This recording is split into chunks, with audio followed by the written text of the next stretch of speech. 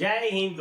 बता दूं कि पटना के रेलवे के अंदर आपको अप्रेंटिसशिप की भर्ती निकली है। यानी कि ये कह सकते हैं पटना डिवीजन में आपकी अप्रेंटिसशिप की भर्ती निकल चुकी है। तो उसमें कितने पोस्ट है, कौन कौन से लोग अप्लाई कर सकते हैं, क्या उसमें आपका वर्क्स रहेगा, कौन से ट्रेड वाले इसमें जाएंगे, साथ के साथ फॉर्म भरने में आपको क्या डॉक्यूमेंट की जरूरत पड़ेगी, ये सारी चीजों को हम पूरा डिटेल्स के साथ आपको बताने वाले हैं। तो जो भी लोग हमारे चैनल पे पहली बार आए हैं वो हमारे चैनल को जो सब्सक्राइब कर लें। देखिए, ये जो पोस्ट है 1149 पदों के लिए भर्ती निकली है, जिसके अंदर दानापुर डिवीजन में 675 है, धनबाद डिवीजन में 156 है, डीडीयू जिसको हम लोग मुगलसराय बोलते थे दीनदयाल उपाध्याय डिवीजन में 62 पोस्ट है, सोनपुर डिवीजन के अंदर 47 पोस्ट है, समस्तीपुर डिवीजन के अंदर 42 पोस्ट है। इसके अलावा देखिए, प्लान डिपार्टमेंट डीडीयू मतलब दीनदयाल उपाध्याय के अंदर 29 पोस्ट है, गैरेज रिपेयर वर्कशॉप हरनौत उसके अंदर 110 पोस्ट है, और मैकेनिकल वर्कशॉप समस्तीपुर में 28 पोस्ट है। यानी ये 8 अलग अलग डिवीजन में आपके वैकेंसियां निकली हुई है। टोटल मिला के 1149 पद पे है। अब इसके लिए कौन आवेदन करेगा? तो इसमें वही आवेदन कर सकता है जो आईटीआई किया हुआ है। किससे?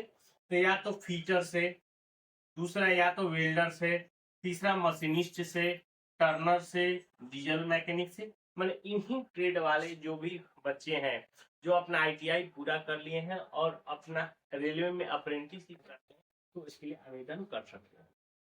अब मैं थोड़ा सा बता दूं कि अप्रेंटिसशिप में करने से क्या होता है। देखिए, रेलवे को जब भी कोई नया प्रोजेक्ट मिलता है तो नया प्रोजेक्ट का मिलने के बाद वो अगर परमानेंट लोगों को हायर करेंगे तो उसमें बहुत ज्यादा टाइम लग जाएगा। तो इसीलिए इन्होंने का एक ये होता है कि हम कुछ दिनों के लिए जो बच्चे इस फील्ड से हैं उनको हम हायर करें।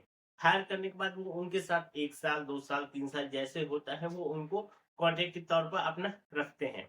ठीक है, तो लेकिन अब ये कह दे कि भैया अगर 3 साल तक हम रेलवे के साथ काम कर लिए अब क्या, तो बाकी हमें जब निकाल देंगे तो हम क्या करेंगे? नहीं। जब उसमें से आप छोड़ेंगे तो आपको बकायदा एक अप्रेंटिसशिप का सर्टिफिकेट दिया जाता है, जिसका यूज जैसे ही अगर रेलवे की कोई वैकेंसी आती है तो उसमें जब आप अप्रेंटिसशिप का ऑप्शन डालते हैं कि मैं अप्रेंटिसशिप किया हूँ, और जो लड़का मान लीजिए कुछ नहीं किया और आप अप्रेंटिसशिप किए, तो रेलवे आपको पहले प्रीफर करेगी। क्योंकि जो पता है कि जो बच्चा फ्रेशर है वो रेलवे के बारे में कुछ नहीं जानता है, लेकिन जो बच्चा अगर रेलवे से अप्रेंटिसशिप किया है तो मेरे यहाँ 1 साल 2 साल या 3 साल तो उसने काम किया है, वो मेरे हर सिस्टम को जानता है, इसलिए उनको वो ज्यादा प्रीफर करते हैं। इसलिए अप्रेंटिसशिप अगर आप करते हैं तो आपको रेलवे की जॉब में सीधी सीधी आगे प्रीफर। इसके लिए क्वालिफिकेशन आपका 10वीं पास है, प्लस में साथ के साथ आपका आईटीआई मांगा जा रहा है। आप ये आपका जो भी इस ट्रेड से होगा वेल्डर फीटर आप उसके लिए। इसमें एज मांगा जा रहा है 15 साल से लेकर 24 साल जनरल और ईडब्ल्यूएस के लिए। अगर कोई ओबीसी का होगा तो उसके लिए 27 साल, और कोई एससी एसटी के लिए होगा तो उसके 29 साल। ये आपका है। इसका ऑनलाइन देखिए शुरू हो चुका है, आप 25 अक्टूबर तक इसका ऑनलाइन कर सकते हैं। रही बात ऑनलाइन करने में जो फी का, तो 100 रुपए का आपका चार्ज लग रहा है जनरल ईडब्ल्यूएस और ओबीसी। अगर एससी एसटी कोई है तो उसको मात्र मैंने कोई भी पैसा नहीं लग रहा है। ठीक है, अब देखिए इसका सिलेक्शन जो होगा वो मेरिट के आधार पे होगा। अब मेरिट कैसे बनेगा समझ लीजिए। मान लीजिए आपके 10th क्लास में आपका 70% है, ठीक है, और आईटीआई में आपका है 90%। तो अब क्या होगा, दोनों को जोड़ दिया जाएगा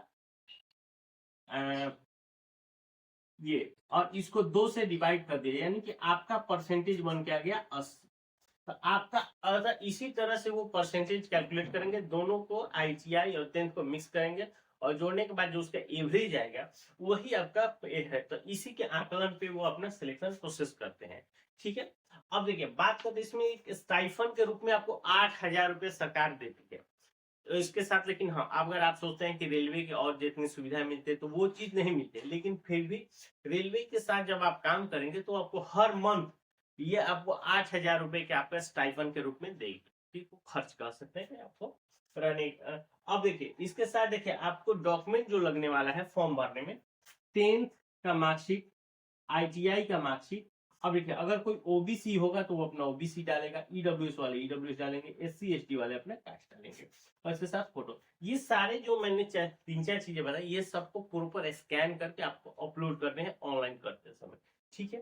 तो और इसके अलावा कोई और जानकारी चाहिए तो हमें नीचे कमेंट करके पूछ सकते हैं। मिलते हैं नए वीडियो में, तब तक